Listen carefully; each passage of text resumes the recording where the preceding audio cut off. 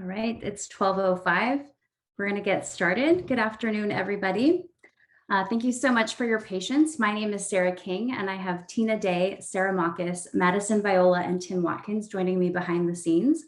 We are with the San Bernardino County Transportation Authority, and you are joining our April webinar for the I-10 Express Lanes project.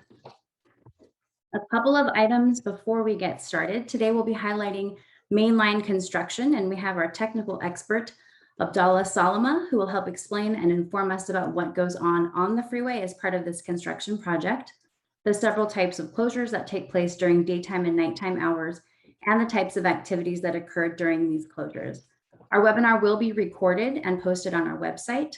Go sbcta.com/I-10 corridor for those who could not join us live today. And as part of the webinar feature, our microphones are automatically turned off and your cameras are also automatically disabled. We will be using the Q&A function to answer your questions. Our team will provide written responses in real time.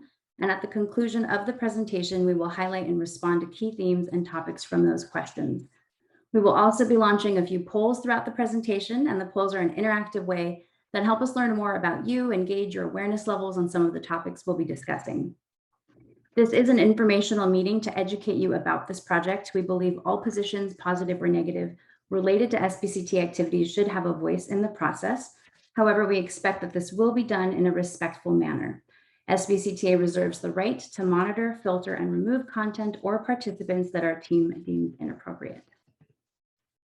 For those of you who may not be familiar with Zoom's platform, the Q&A box can be found on the bottom of your screen. Simply click on where it says Q&A and a pop-up will appear on your screen, and you can type in your question. Again, we will respond to these questions using this feature and address overall topics and themes at the conclusion of our presentation. You may still see the chat function at the bottom of your screen. However, chats will only be directed to the panelists and utilized to receive additional information for questions that might require further research. So again, please submit all your questions and comments through the Q&A feature at the bottom of your screen. If you are joining us with a landline and using the call-in option, please email your questions to info@gosbcta.com. So with that, let's get started. The SB Express Lanes in San Bernardino County will provide approximately 10 miles of express lanes along I-10 in each direction from the LA San Bernardino County line to the I-15 interchange. This is the yellow highlighted portion on the left side of the map. It includes 2 tolled express lanes in each direction in the median of the freeway, and anyone can choose to use them for a fee once they open in 2023. And that's the reason for all of the construction that you might be seeing on the road today. Construction broke ground in spring 2020, and the project will keep the current configuration with no changes to the 4 general purpose lanes or the auxiliary lane to assist drivers with merging on and off the freeway between ramps. But we are adding 2 tolled express lanes in each direction and a shoulder where the 1 HOV lane currently is. Construction is anticipated to be complete in 2023. Express lanes are not new to Southern California. However, the I-10 express lanes will be the first express lanes in San Bernardino County. These are express lanes, there are express lanes, in our neighboring counties such as the 91 and I-15, express lanes on the I-10 and I-110 up in Los Angeles County. There are the toll roads of Orange County, and then further south in San Diego County as well. So express lanes offer a choice to drivers. They relieve congestion and provide trip reliability throughout the corridor. And they benefit all drivers because those who choose to pay to use the express lane also free up space in the general purpose lane. So Madison, if we can launch our first poll question, please. We're asking our webinar guests if they have ever used an express lane in Southern California. This is a multiple choice question, so please select all that apply. Fast Track is used to collect tolls on every tolled bridge, lane, and road in the state of California. A pre-established Fast Track account will be required to pay for tolls and receive the lowest toll price on the SV Express lanes on I-10. But visitors or infrequent users can also pay for tolls online within 5 days after their trip using the Pay Online feature. Madison, can we take a look at our results? Okay, it looks like the 83% have used the toll roads in Orange County, State Route 73, 133, 241, and 261. But everyone who participated in our poll has used a facility within the region. So for those of you who have selected that, you likely have a Fast Track account with one of these agencies. And if so, then you are all set to travel on the SV Express lanes on I-10 because Fast Track is interoperable. If you'd like to be eligible for toll discounts and pay the lowest toll amount while using the I-10 express lanes, you will need a fast track account and a switchable transponder to declare or identify how many passengers are traveling with you. So we're going to launch one more poll on this slide, and we're asking, how many passengers do you typically travel with? If you have 3 or more people in your vehicle, or if you drive a clean air vehicle or ride a motorcycle, you will be able to use the express lanes at no or low cost. Others may choose to pay a toll and use express lanes as an alternative to the general purpose lanes. Madison, can we see our results? So it looks like most folks are a solo driver. There are a few that travel with 2 people and then more than 3 people. So for those who responded, you are a solo driver. The express lanes simply provide you an option to be able to speed up your commute for a toll. And those who are carpoolers, you may ride in the lanes at low or no cost. And to remember that those who choose to pay a toll improve traffic for everyone by freeing up space in the regular lane. Now, since spring of last year, crews have been hard at work building the first phase of the SB Express Lanes project. Construction occurs during daytime and nighttime hours and involves work in the lanes, on and off ramps, along the shoulder, to the freeway, and even local streets and roads. There are 18 bridges throughout the corridor that are either being replaced, widened, or improved to accommodate for the widening of the freeway to add the express lanes. And retaining walls and sound walls are coming down and going right back up. Crews are also rehabilitating the main line, and lots of utilities are being relocated. Lanes are also being shifted or narrowed within the corridor, and so if you travel within this area, you may see construction vehicles entering and exiting the freeway as part of this project. So before we jump into the focus of our webinar, which is Mainline Construction, we're going to give you a quick update on some of the other activity that's taking place for the project. And so for this slide, we're focusing on our retaining and sound walls and local street and lane closures. Because we're widening the footprint of the freeway, our crews need to take down and rebuild all the retaining and sound walls that are between the neighborhoods and the freeway. As part of this work, they're also relocating utilities and removing trees on several local streets adjacent to the I-10. You may have even seen a sign like what's shown here on the slide on your local street. And while your commute on the I-10 may look different from week to week, your local streets might look different as well because of these closures and activities. So the street and lane closures are needed to allow our crews to work safely and allow us to get through to widening the freeway. And this specific work, as it relates to retaining and sound walls, takes place during weekdays only, during both daytime and nighttime hours. But today we're working on 11 of the 18 bridges within the 10-mile corridor. If you happened to join us last month for our webinar, we focused specifically on bridges. So this might be a little bit of an update for you.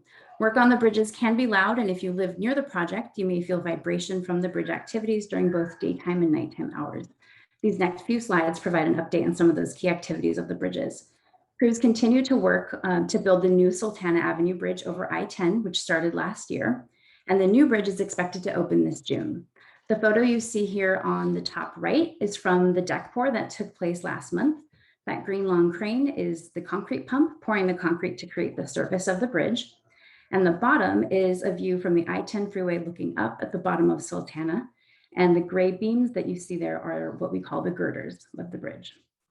The daytime and nighttime activity includes building slabs that connect the bridge to the street, installing utilities, and pulling rebar. Work on Euclid Avenue began in mid-May 2020 and will last for approximately 18 months. Crews demolished the east side of the bridge last year and are working on rebuilding the northbound lanes. Daytime and nighttime activity includes deck and drainage work.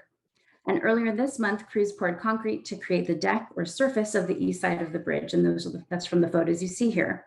And we anticipate welcoming back motorists and pedestrians over the east side of the bridge sometime this summer. Now later this spring, 6th Street and Campus Avenue over I-10 will be closed to allow for crews to prepare for bridge demolition.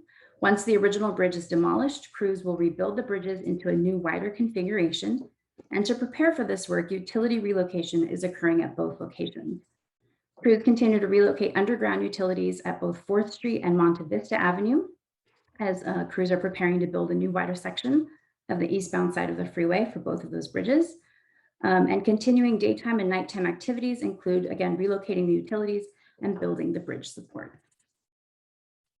So with that, let's head into our focus of today's webinar, Mainline Construction. Joining us is Abdullah Salama from the Lane Security Paving Joint Venture, which is the team that is building the project on behalf of SBCTA. So Abdullah, if you can turn your camera on and please unmute yourself. Yes. Hi, welcome, good afternoon. Hi, good afternoon. All right, so we're gonna make our portion here a little bit of a back and forth dialogue so you can explain to me and our webinar guests what is actually going on the freeway. During some of the previous slides, I've discussed a few of the closures that take place as it relates to retaining and sound walls. And we understand that the primary purpose for the closures is to be able to complete a construction activity with the safety of the traveling public and construction crews in mind. So as we dive into this topic, can you help explain and describe some of the closure terms that we can see here on our slide? Correct. So majority of our closures are on the main line I-10, including the on and off ramps. We have daytime closures and nighttime closures. So the daytime closures are from 9 a.m. to 2 p.m. The night closures are 9 p.m. to 5 a.m. That's during the weekdays. These hours vary a little bit in the weekend. For example, on Friday nights, because the traffic is a little bit heavier, we start the closures at 11 p.m. and we extend to 6 a.m. on Saturday.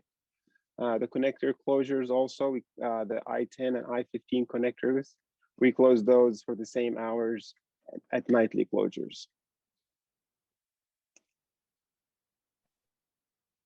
Great, thank you. Sure. And so these are some of the terms that we often use in our weekly construction alerts for those who subscribe to those. But this is your everyday language, right? That you're communicating with your contractor, the other construction crews, also CHPs coordinated as well? Correct. Yeah, so the K-rail, it's the temporary concrete barriers that you see on the sides of the freeway. We place those along the sides to allow us to work safely, to protect our employees. And when we use traffic control or when we work at night, that's when we use the CHP to help us to establish the temporary closures in the freeway to also to add more safety for our employees. Thank you. So let's start. I know on that last slide, you discussed the timeframes for the daytime and the nighttime closures. And we know, our job is to communicate the closures in advance to the public. And so shutting down lanes or freeways, we understand firsthand that those can be an inconvenience. I myself have been detoured around construction activity in my neighborhood before. But so let's start small here. What's the reason why you would perform a specific activity during the day versus at night? Yeah, the daytime activities are more of support for the crews that are working behind the K-rail. Because of the limited access here on the project, there's some of the equipment or material we cannot get to for our daytime crews. So we take these lanes to unload equipment or send material to the crews. So that's the reason for the daytime closures. The nighttime closures are more for major work because we are able to take more lanes. So during the daytime, we're only allowed to take one lane. We don't take more than one lane closed during the day. But for the nighttime, we're allowed to take 2 lanes, 3 lanes, up to 4 lanes. So it allows us to do more work. Okay. And is it safe then to assume that though taking into the consideration the closures and how many lanes you can take, you've also factor in traffic volumes in order to minimize the impact to the traveling public? Correct. Yes, traffic volume has been taken into account. That's why we're only allowed to close 1 lane during the daytime. Got it. So we understand this project is not only impacting and benefiting the region, but also our local streets and roads. The I-10, as many people on the webinar here know, is a congested corridor, but also lots of drivers and goods are traveling back and forth between LA and Riverside counties. And so they may experience some of these impacts due to the construction on the main line that you just shared, but also our residents, as we see here in this photo, it looks like a local street, are also experiencing some closures and impacts as part of this project. So with that, let's move on to full directional freeway closures. So if I'm understanding this, we're closing down fully all the lanes in one direction of the freeway. And I would assume that this hopefully only takes place at night. Am I accurate there? Yes, you are correct. These are only nighttime closures. And for example, the pictures that you show at the second pictures is to set up girders on the bridge. So some of these activities, we cannot get completed by closing 1, 2, or 3 lanes because we're using such big equipment that needs the entire span of the freeway on one direction to set up these girders or to pour a bridge back or to set up the temporary false work or temporary forming that we're going to pour a bridge on. So they're all bridge-related items, mainly for the overcrossing bridges, the bridges that are actually going above the freeway that needs to be wider. Okay, and the full directional freeway closures, do those take place on the weekdays or weeknights, or does it depend on coordinating with CHP and also, I assume, materials that you might need to bring in? It depends really on the activities. However, in the weekends, there's a little bit of a longer window, as I spoke earlier, because of the Saturday, for example, in the morning, the traffic is a little bit slower. So we're allowed to take the full freeway closure, let's say to 5 or 6, versus in the weekdays, these windows are more like 11 to 4. So it depends on how big of the activity. If we have a bridge pour that's only like 4 hours, we might do that during the weekend, the weekdays. But if for a demo, for a bridge demo, we will have those weekends. Right. And what kind of coordination is there with CHP in order to ensure the safety, of course, your employees, but also the traveling public? Yeah, so at least 2 weeks in advance minimum. We try to give as much notice as we can. We start communicating with CHP and with all parties involved to schedule this work. And on the day of the work, CHP shows up, meets with our traffic control crews, and we explain to them what we need, and they help us establish these closures. Great. All right, thank you.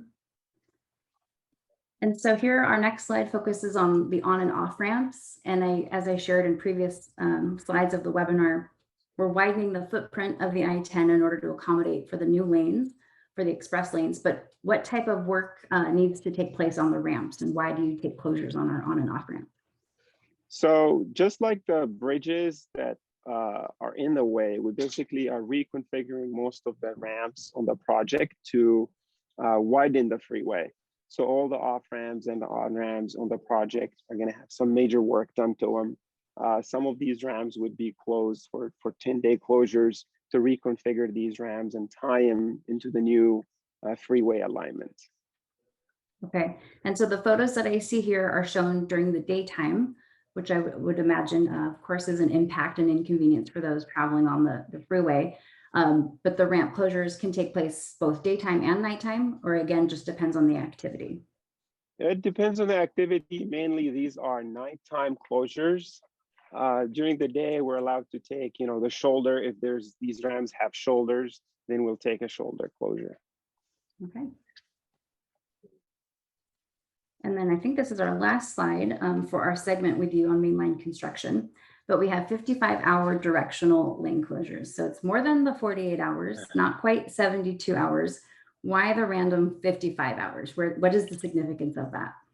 So the 55 hours, these are closures that start on Friday night, 10 p.m., and we open the freeway on Monday at 5 a.m.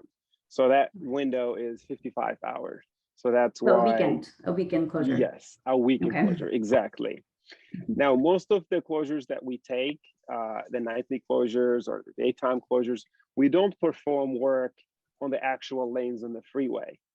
The 55 hours are specifically to perform work on the actual freeway, on the existing lanes that public are driving on. So when we go on a 55 hours, we need to replace a lane number 2 or a lane number 3 that the computers are driving on. We need to shut it down, demo that, pour that with concrete, and wait on that concrete to cure and safely have the people drive on it on Monday. And that's why we need a 55 hour. Okay. And just to reiterate, we're not closing down all of the lanes in a specific direction. You're just taking maybe 1, 2, and as I see here on the slide, up to 3 lanes at a time for that 55 hours. That is correct. Yeah, during the 55 hours, we keep at least 3 lanes open. That's our goal. Okay. And so with a project of this size, I mean, we're talking about a 10-mile corridor. Can we expect to see additional 55-hour directional lane closures over the next 2 years? Yes, that's correct. We have performed 3 55-hour closures so far. I think during the project, we approximately have 20 still to do. So we are scheduled to do most of them during this summer and the upcoming winter, but we do have some during next year as well. Okay. And before we let you go, can you explain what we're looking at here in this photo on the slide? Yes, this is HMA or Asphalt Paving crew. They are paving on the freeway. Just a paver, paving asphalt. This is the layer that's under the concrete. So once they are done, we put rebar on top of this mat and we pour concrete back. Okay. So a lot of activity going on during these closures. Absolutely, yes.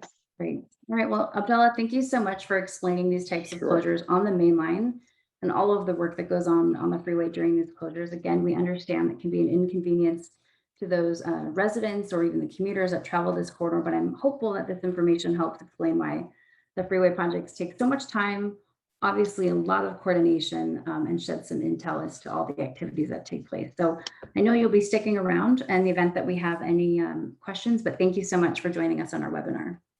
Absolutely. You're welcome. All right, so we're in the home stretch, just a couple more slides. The next few slides focus on community outreach and the tools that are available to help you navigate our project.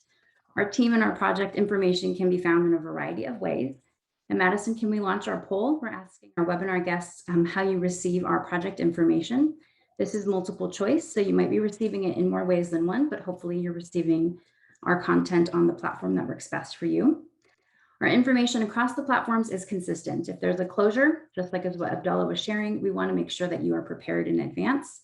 And if there's major activity near where you live, we also want you to be informed in advance. So we offer this information in a variety of ways, such as our robust website, gosbcta.com/I-10 corridor, where you can also sign up to receive our weekly construction alerts. A text alert program, you can text I-10 express lanes to 31996. And it's the same content that your neighbor or best friend might be receiving via email. We just shoot you a text on Monday morning for the week, the closures for the week. And then we're very active on social media. I encourage you to follow Go SBCTA on Facebook, Instagram, or Twitter. And you'll also get a chance to see some of our bonus footage of behind the scenes construction activities like what you've seen here on our webinar. Madison, before we move forward, can we look at our results? All right, so 50% of you are receiving our weekly construction alerts. Others are from the project website and our social media posts. So just a few of you on our text alerts, but I'm glad to see that people are receiving our information. Thank you. All right, so now here's a snapshot of some of the collateral we share. The far left is a community notice where we distribute this door to door for residents in the vicinity. So if there is a major activity, in this case, it shows Mountain Avenue partial bridge demolition. If you happen to live in the area, you might have received this flyer on your doorstep. And then the middle is an example of what our weekly construction alerts look like. These are jam-packed with valuable information about key activities, bridge work, freeway lanes, on and off ramps, and our local streets. And they always include the closure information for the week ahead. So we send these out on Fridays. And then if you happen to live or work within the corridor, these green buttons down at the bottom, Montclair, Ontario, and Upland, if you were to click on one of those, they would open what we call our city sheets, and that's what you see here on the right of your slide. And that information provides you detailed information as it relates to this project within that specific city. So here we are navigating year 2 of the pandemic. So if you're not venturing too far out of your home or staying pretty close to home and staying within your city limits, this tool, which can be accessed from our construction alerts, might be helpful to you. So now with a project of this magnitude, and as I had shared at the beginning of the presentation, construction is anticipated to be complete in 2023.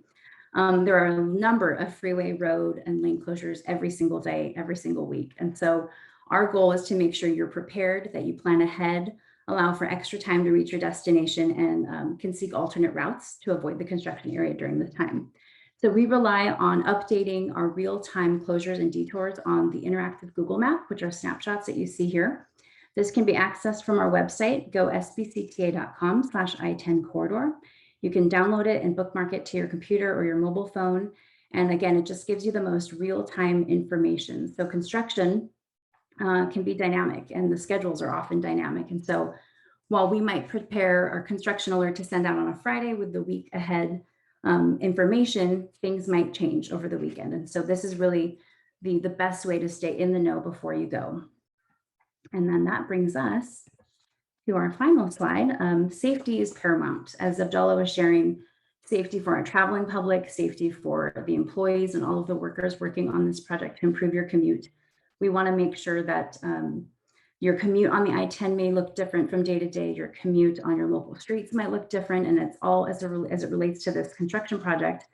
So the speed limit is reduced to 55 miles per hour within the construction zone. So for those of you who participated in our icebreaker poll before the webinar started, the answer is 55 miles per hour.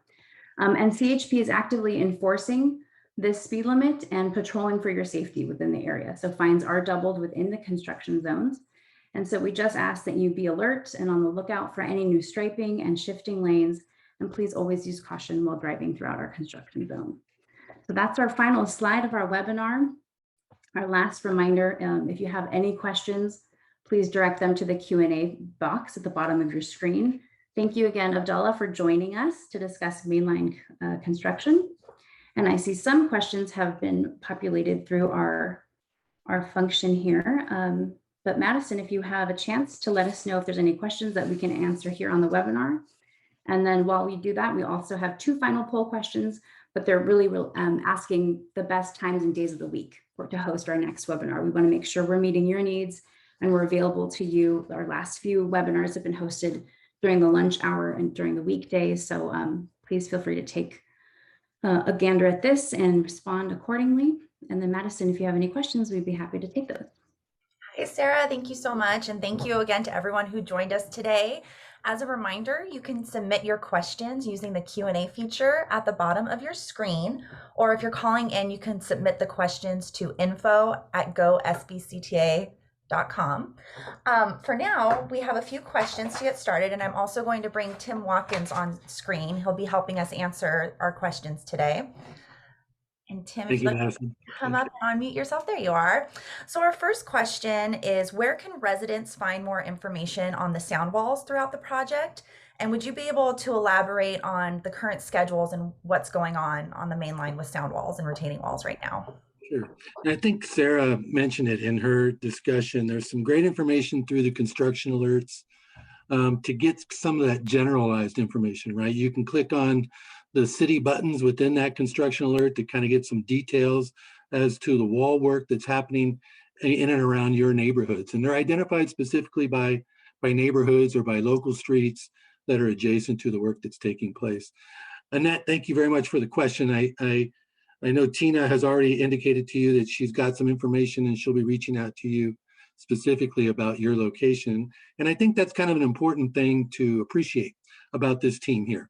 So while we are your source for information often, we're also a conduit to it as well. So construction is very dynamic, and the speed of which construction is taking place varies based on location and the challenges that are in those individual locations. So the best thing to do is to either call the helpline or email us at the info@gosbcta.com email, so that we can understand your specific location, your specific request, and give you the kinds of updates that are actually relevant to you and what matters to you. The team is always available to do that. MacArthur Park area in the Montclair area is advancing towards that completion status of those walls in that area, but Tina will be able to reach out specifically to you, Annette, and address those to very specific targets as it relates to your location. Great, thank you so much, Tim. We have a couple other questions queuing up right now. The next one is, once completed, will there be any express lane transitions directly to or from other freeways like the I-15 or the SR-57, so that drivers don't have to swing from the number 1 lane to the number 4 or 5 lane to make the transition? Yeah, it's a great question. Unfortunately, at this time, that is not part of the design plans for connecting between those two facilities. Specifically, the ones I am very aware of is the I-15 to I-10. The expense versus the demand is very different. And so there will not be direct connectors as part of this current plan. Maybe part of a future plan, but right now what we're looking at is extending the work that Riverside County has done to bring express lanes northerly on the I-15, to bring that service to the bulk of drivers that use that system, and then looking further east on the I-10 into subsequent phases of the I-10. As Sarah mentioned, we're working between LA County and I-15 right now. That's a 10-mile section of the 33-mile section that was cleared environmentally. Next phases of I-10 could look to maybe advance towards Sierra Avenue in Fontana, for example, to continue to extend that service. It comes down to funding and how we cobble together the resources for that. But in the long answer to your question, of a very direct question, is no, we do not have direct connections scheduled as part of this current effort. Great, thank you so much. We have another question here, and it pertains to the Sultana Bridge and the delay in construction. Our most current update is that it will be reopening in June, but maybe you can discuss the dynamic of construction and what our teams have, had to deal with the pandemic and delays of materials and whatnot, and how it's affecting our schedules. Well, I might have to actually defer to Abdallah on this and see if he has any insights as to the technical reasons as to what's going on with the bridge construction. Yes, as Madison said, it's more of the whole pandemic. We lost lots of our engineers and lots of office support during the summertime, which delayed some of the paperwork side of it, as well as also manufacturing and making the girders for that bridge. So that delayed, that bridge significantly. Great, thank you so much, Abdallah. It looks like we don't have any more questions at this time. We can give everyone a few minutes more if they'd like to chime in or use the Q&A feature. If not, if you think of a question after the presentation, you are more than welcome to email us at info@gosbcta.com. It looks like we're pretty wrapped up with the questions. So Tim or Sarah, if you have anything else to add. I think just really quickly from our end, one, I appreciate everybody attending, and I hope that continues to be the case, and I'd love to see our audience even grow. I think the more information that we can connect with people with and direct them towards the sources of information about the project, the more successful they will be and the more successful we'll be overall. So I hope you guys all answered the poll, and maybe that will give us some insight as to whether or not we're targeting the right time frame associated with these webinars, but these will be an ongoing part of what we offer. One of the things that I think is very important for people to also recognize is that SBCTA is a regional transportation planning agency that does deliver major transportation projects in the county, right? Sounds like our commercial. But we work with others to do that, right? So Caltrans is the owner operator of the Interstate 10, for example. And so there's a lot of coordination because they maintain and require that we maintain certain standards in the way that we, not only in what we are building and the product that we put out at the end, but the process in which we deliver that. So that's one of our partners in this effort.